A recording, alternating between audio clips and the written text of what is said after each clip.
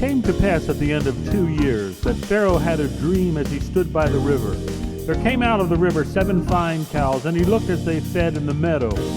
7 other cows came up out of the river, ugly and gaunt, and stood on the bank. The ugly cows ate the 7 fine cows, so Pharaoh awoke and was quite faint. Same thing happened with 7 heads of grain. The fine-looking grain was eaten by the thin. The first and second dreams had a similar theme, so Pharaoh awoke and it was a dream. That morning Pharaoh was troubled in spirit, calling the magicians and wise men of Egypt. Pharaoh told his dream, and to his dismay no one could interpret them in any way. The butler spoke. "I recall my faults just now, when in jail a Hebrew seemed to be endowed. We shared our dreams and he told us what would happen, allowing us to peer behind the curtain. As he interpreted, so it happened. Pharaoh restored me, the baker, he hanged him, sent for Joseph, called from prison, shaved, changed his clothes, and brought him in. Pharaoh said, 'I've had dreams. No one can tell me what it means. I've heard it said that you can understand. It's not me, but you'll get an answer from the high command.'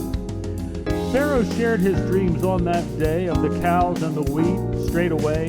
I told the musicians, but they can't see. No one in my kingdom can explain this to me." Joseph said to Pharaoh, "The dreams are one.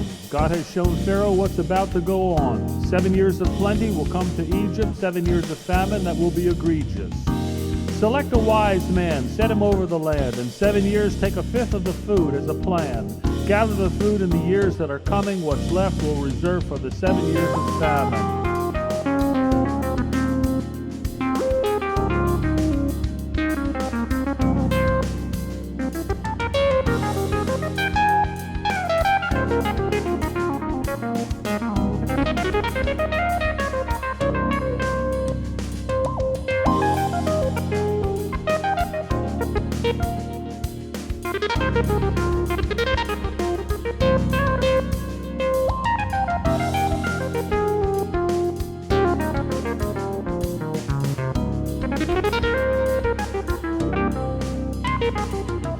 The advice was good in the eyes of Pharaoh. "Can we find anyone in whom is the Spirit?" Pharaoh said, "There's no one as wise as you. All people shall be ruled by you."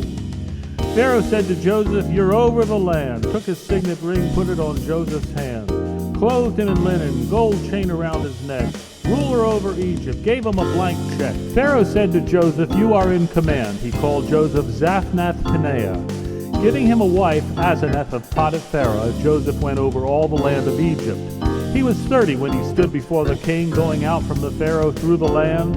In 7 years the ground yielded abundantly. He gathered the food and laid it up. Joseph gathered grain as the sand of the sea. Until he stopped counting, it was abundantly. Joseph bore sons before the famine became grim, whom Asenath his wife bore to him. Joseph called his firstborn Manasseh. God made me forget my toil in my father's house. The second he called Ephraim, God blessing liberally. God caused fruitfulness in the land of my captivity. 7 years of plenty in Egypt ended. 7 years of famine began, as Joseph said. The famine was severe in Canaan, but in the land of Egypt there was bread. All of Egypt was famished. People of Egypt cried out for bread.